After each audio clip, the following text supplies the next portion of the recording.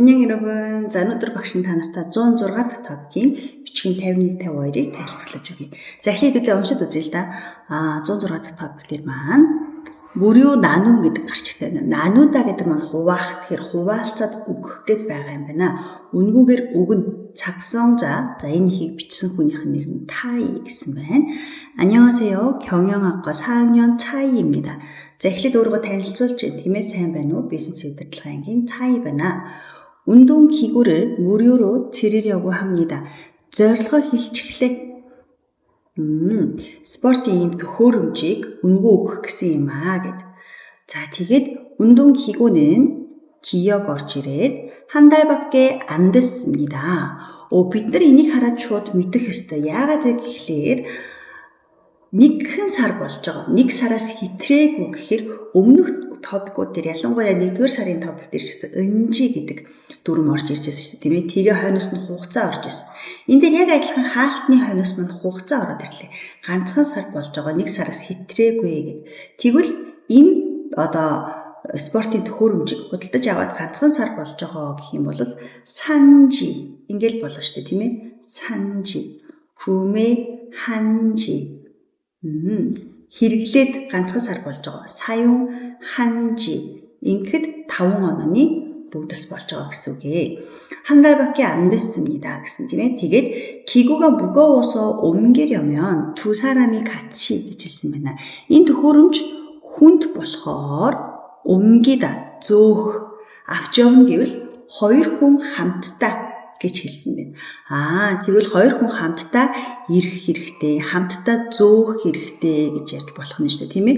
두 사람이 같이 오셔야 합니다. 두 사람이 같이 өргөх, 들어야 합니다.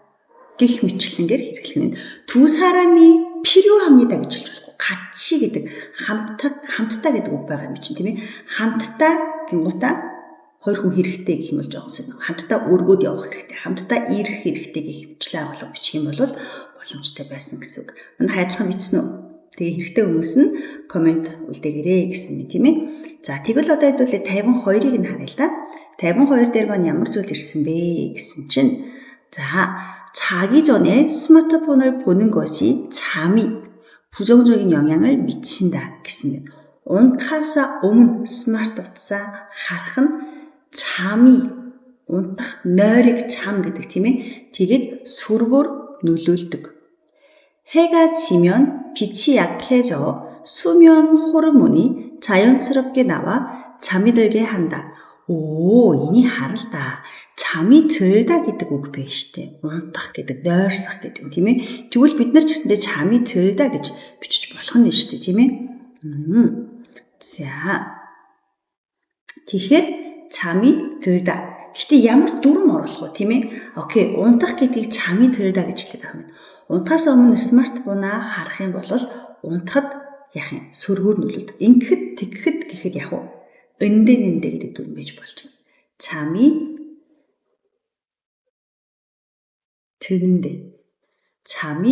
드는데 унтахад 잠이 드는데 부정적인 영향을 미친다. сөргөөр нөлөөлдөг.